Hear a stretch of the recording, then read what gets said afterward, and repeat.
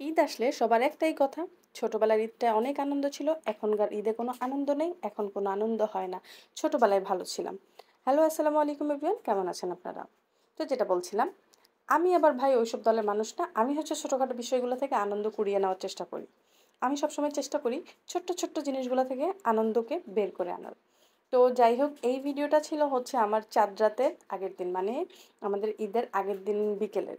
বিকেলটা এত সুন্দর আর স্নিগ্ধ শীতল ছিল বলার বাহিরে। তো আমার হাজব্যান্ড বলতেছিল চলো বাইরে থেকে একটু ঘুরে আসি, প্লাস হচ্ছে তোমাদের জুতা লাগবে, জুতা নিয়ে আসি। তো যাই হোক, আমার আবার মানে ছোট্টখাটো একটা জিনিস কিনতে গেলেও বাইরে যাওয়া মানেই হচ্ছে আমাদের হাজব্যান্ড ওয়াইফ আমরা ডেটে যাওয়া, মানে আমি এটা ফিল করি, যদিও ডেটে যাওয়া হয় না। তো যাই হোক, আসলে ছোট ছোট এই ব্যাপারগুলো থেকে আনন্দ কুড়িয়ে নিতে হয়, কিছু করার নেই, আমাদের লাইফটাই এখন এমন হয়ে গেছে। তো আমরা গেলাম একটা জুতোর শোরুমে, যাওয়ার পরে দেখেন আমার মেয়ের অবস্থা, আমার মেয়ে তো একদম ওখানে গিয়ে রিল্যাক্স মুডে আছে, মনে হচ্ছে এটা ওর নিজের বাসা, ও গিয়ে একদম মানে শুয়ে বসে পড়তেছে।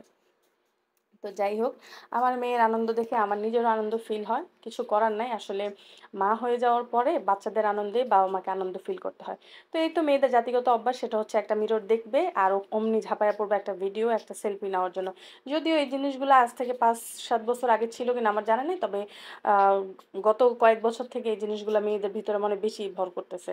সেটা হচ্ছে কোথাও একটা মিরর দেখলে ওখানে গিয়ে দাঁড়ায় যায় পাট করে সেলফি তোলার জন্য।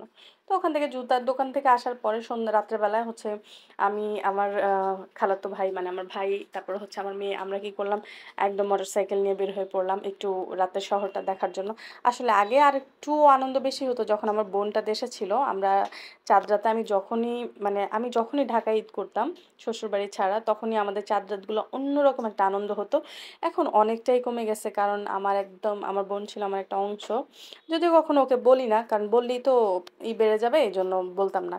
কিন্তু আসলে ওর কমতিটা মানে ফিল করি। ওকে ছাড়া আসলে কোনো ঈদই ভালো লাগে না। ভাই বোন মনে হয় এমনই হয়। তো যাই হোক, এখানে হচ্ছে আমার মেয়ে হচ্ছে ওর মামার সাথে আমরা গেছিলাম মোমো খাইতে, কিন্তু মোমোর দোকানে ভাই রে ভাই, রাত্রের বেলায় এতটা ভিড় ছিল, পরে আমরা মোমো না খেয়েই বাসায় চলে আসছি। কারণ হচ্ছে গিয়ে মানুষ মনে হয় পরের দিন থেকে গোস্ত খাবে দেখে আগের দিন থেকে মোমো টোমো খাইয়া সব উদ্ধার করে ফেলতেছে, কারণ কয়েকদিন তো মোমো দোকান বন্ধ থাকবে। তো মোহাম্মদপুরের মোমোগুলো হচ্ছে বেস্ট মোমো। তো যাই হোক, আমার আপনারা ছোট ছোট মানে এই জিনিসগুলো থেকে আনন্দ উপভোগ করার চেষ্টা করবেন, মনকে এত নিরাশ কেন করেন?